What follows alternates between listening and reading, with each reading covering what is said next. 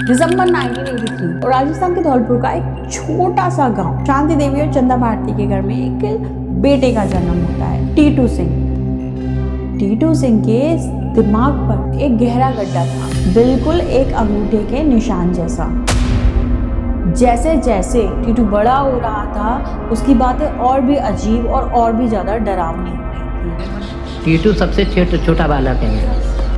2.5 साल की उम्र में ये बालक ये बताता था कि मेरी माँ का नाम राजकुमारी है, मेरी बहू का नाम उमा है, मेरे पापा जी का नाम चंदा भारती है। मेरा परिवार आगरा में है, वहाँ मेरी बीवी है, मेरे बच्चे हैं, मुझे वहाँ ले चलो, मुझे यहाँ नहीं रहना। अपने बेटों के नाम बताए, रोनी और सोनी। और यही नहीं, उसने अपनी दुकान तक का नाम बताया, सुरेश रेडियो।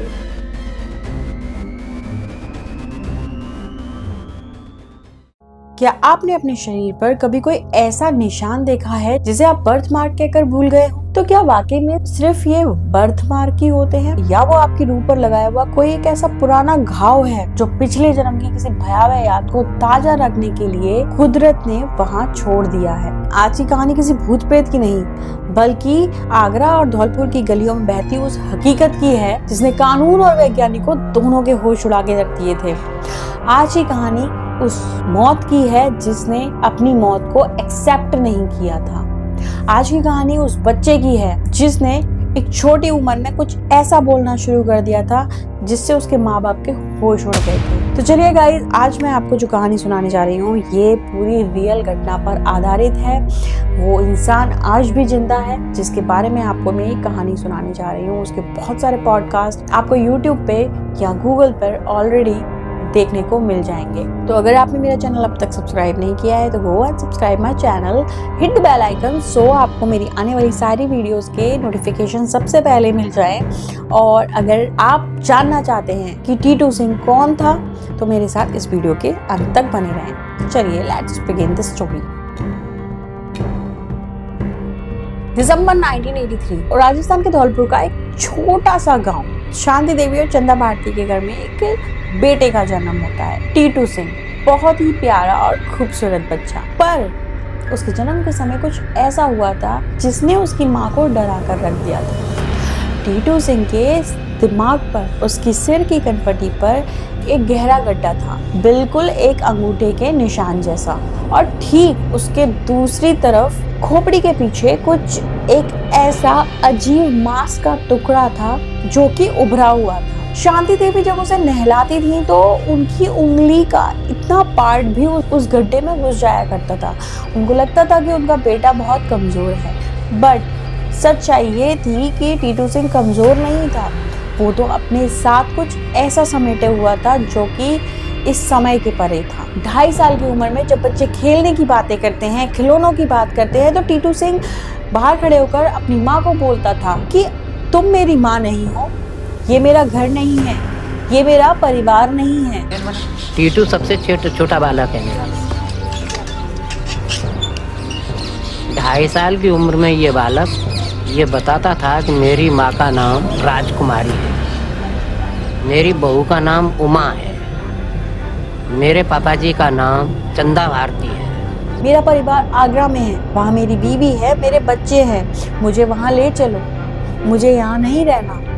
और ये सब सुनकर सोचिए एक 2.5 साल के बच्चे की माँ के ऊपर क्या बीतेगा। वही हाल कुछ टीटू सिंह की माँ का भी था। जैसे जैसे टीटू बड़ा हो रहा था, उसकी बातें और भी अजीब और भी ज्यादा डरावनी हो रही थी। उसके घर वाले हैरान रहते थे उसकी बातों को सुनकर। जी बोलो मम्मी, हम बोले जाते उनके ये बेटा तुम कहा कहते हमारे यहाँ पैदा भई हो, जन्म लेके आई हो, फिर बोलो मम्मी आपको धोखा दे के नहीं जाऊंगा मैं, मेरे यहाँ मैंने तुम्हारे यहाँ जन्म लो है तो मेरे तो कहा कहते तुम माँ बाप हो और भी माँ बाप हो। वो अक्सर अपने सिर पर हाथ रखकर, जहाँ उसके बर्थ मार्क थे, हाथ रखकर चिल्लाता था कि मेरे सिर में बहुत जोर से दर्द हो रहा है, कोई है जो मेरे सिर पे बहुत प्रेशर कर रहा है। गांव वाले उसे पागल समझने लगे थे, लेकिन टीटू अपनी बात पर बिल्कुल अड़ा हुआ था। यहाँ तक कि उसने अपनी पुरानी पत्नी का नाम तक बताया, उमा देवी। अपने बेटों के नाम बताए, रोनी और सोनी। और यही नहीं, उसने अपनी दुकान तक का नाम बताया,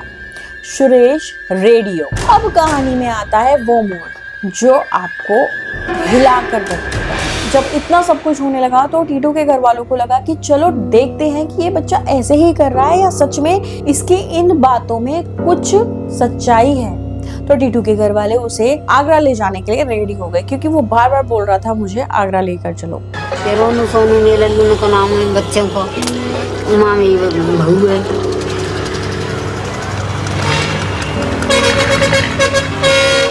तो खाने में टीवी रेडियो वीडियो सब चीज है। इनकी दुकान है वो।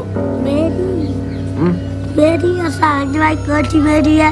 कपूरा भाई पैसे ले ले, कपूरा पैसे छुड़ाऊंगा राजी बात हो रही है। कपूरा भाई है अब लगे जाओ। अब उसके घर वालों को वहां जो मिला वो बहुत डरावना था। उन्हें मिली वहां पे सुरेश रेडियो के नाम से सेम वही दुकान जिसके बारे में टीटू बातें करता था। 28 अगस्त 1983 को आगरा में सुरेश वर्मा नाम के एक व्यक्ति की हत्या कर दी गई थी, गोली मारकर। उसकी कनपट्टी पर ऐसे गोली मारी हुई थी और वो गोली यहाँ से निकली हुई थी। जी मेरा फोटो है सुरेश का, पहले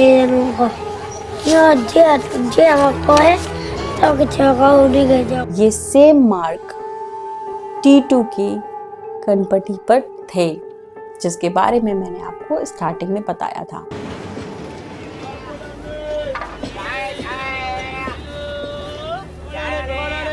फॉरेंसिक एक्सपर्ट्स का कहना था कि ये एक स्टैटिस्टिकल इम्पॉसिबिलिटी है, मतलब ये बिल्कुल पॉसिबल नहीं है। ये ऐसा था मानो सुरेश की लाश का पोस्टमार्टम रिपोर्ट टीटू सिंह के शरीर पर छाप दिया गया हो।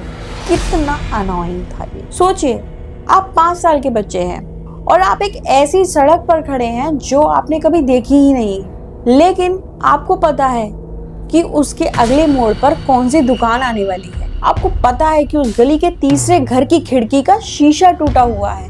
इतनी बारीकी, ये सिर्फ याददाश्त नहीं थी, ये टीटू सिंह के दिमाग में चल रहा एक सिनेमा था जिसके रंग खून की तरह लाल थे। टीटू अब आगरा की उस गली में पहुंचा जहाँ सुरेश रेडियो था, और वहां पहुंचते ही उसकी चाल बदल गई। अब उसकी चाल बिल्कुल बच्चों जैसी नहीं थी। उसके कदम ऐसे थे जैसे एक बड़े मैच्योर मैन के होते हैं। बता दे, नमस्ते कर दे सबसे। घर है ना, बता दे इनको, बता दे। सोनू को बता दो, सोनू को वहाँ बैठ के बता दे। उसके चेहरे पर बचपन की मासूमियत नहीं बल्कि एक ऐसी उदासी थी जिसे सदियां बीत गई हो। वो दुकान के शटर को छूता है और शटर को छूते ही मानो जैसे उसकी उंगलियां जम सी गई हों। इसके बाद जैसे ही भीड़ जमा हो गई, लोग फुसफुसाने लगे कि ये क्या हो रहा है, कि ये तो वही बच्चा है ना जो यहाँ की बातें करता था। क्या ये सच में सुरेश वर्मा का रीबर्थ है?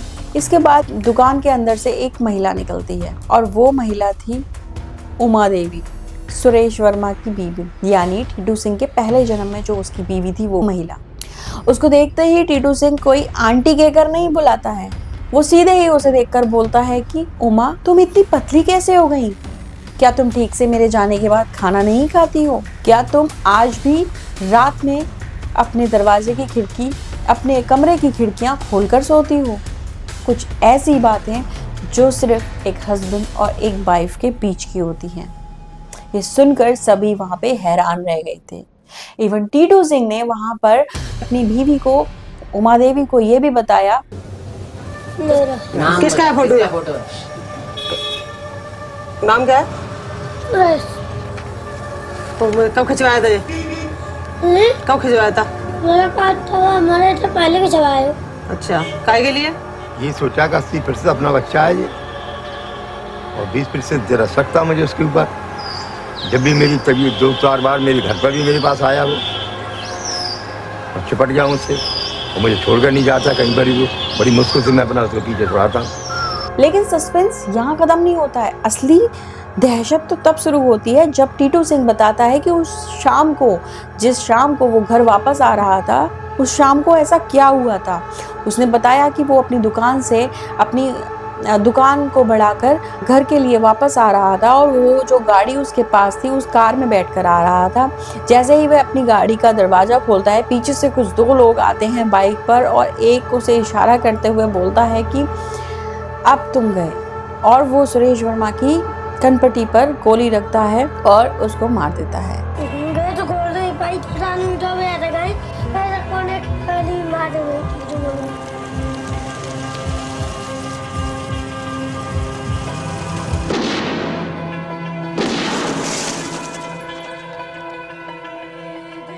तो वहाँ कोठी के पास ही पहुंचे थे, 2-3 हॉर्न दिए थे, उसमें हम निकल के आए और भी आदमी थे, बल्कि वो निकल के आए। जब तक मतलब काफी जोर से आवाज आई थी, वो गोली आर पार हो जाती है।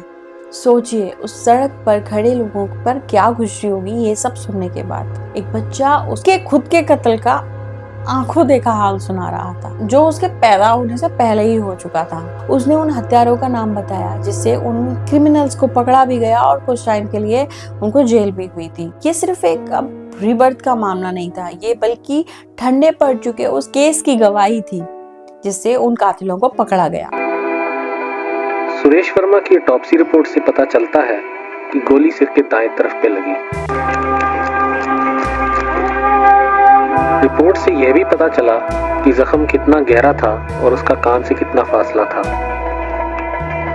पुलिस रिपोर्ट्स कहती थी कि टीटू ने जो जानकारियां दी थी वो इतनी सटीक थी कि पुलिस को अपनी बंद पड़ी हुई फाइल्स को दोबारा खोलना पड़ा, और जिनसे वो उन क्रिमिनल्स को दोबारा से पकड़ पाए।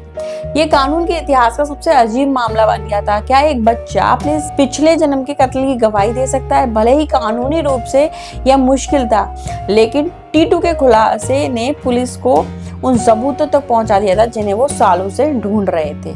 आज टीटू सिंह बड़ा हो चुका है। लोग कहते हैं कि समय के साथ उसकी यादें धुंधली हो गई हैं। वो गड्ढा जो आज भी वहाँ है, जो उसे याद दिलाता है कि एक बार उसे खत्म कर दिया गया था। रियल विद दीपिका में आज की कहानी ये सोचने पर मजबूर करती है कि हम वाकई पहली बार इस दुनिया में आए हैं। अपने आईने में खुद को देखिए, अपने शरीर के हर निशान को चेक कीजिए। क्या आपके भी शरीर पर कोई रीबर्थ का मार्क है? टीटू सिंह के जैसे दिमाग पर था, जैसे सिर पर था उसके गोलियों के निशान।